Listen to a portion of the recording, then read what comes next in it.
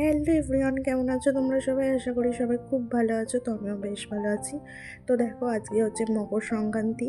তো আমাদের বাঙালিদের মধ্যে নিয়ম আছে আজকে অনেক কিছু রান্না করতে হয়।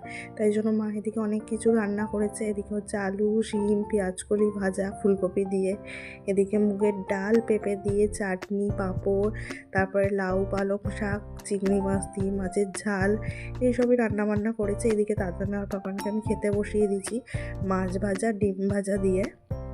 তো আজকে আমাদের রান্না হয়েছিল মাছ, কিন্তু তাতান আর পাপান বলছিল ডিম খাবো, তাই জন্য মা ডিম ভেজে দিয়েছিল ওদের জন্য। বললো দুটোই খাইয়ে দিতে, মাছ আর ডিম। যখন ডিম খাবে বলছে ডিমটাও খাইয়ে দে। তো এদিকে ওদেরকে খাইয়ে দিলাম। খাইয়ে ঠাইয়ে দিয়ে দিদি আর মা এদিকে খেয়ে দিয়ে উঠে পিঠে করতে বসে গেছে, কারণ চলে যাবো বাড়ি, তাই জন্য তাড়াতাড়ি করা হচ্ছে। তো তারপরে দেখো পিঠে করে আমরা চলে এলাম একটু দোকানে চুরমুর আর ফুচকা খেতে। তো তারপরে খাওয়া দাওয়া করে চলে এসেছি বাড়ি। এদিকে দেখো দুধ পুলিটা হয়ে গেছে, তো একটু পরেই চলে যাবো বাড়ি। দেখো দু ভাই মারপিট করছিল বলে তাই জন্য বলছিল তাড়াতাড়ি সরি। তো তারপরে দেখো আমি খেয়ে নিলাম দুধ পুলি একটু। কি হচ্ছে?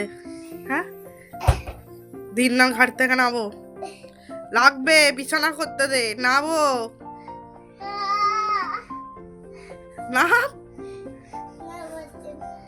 ই বাবা, নাবো নাবো নাবো নাবো করতে নেই, নাবো নাবো নাবো।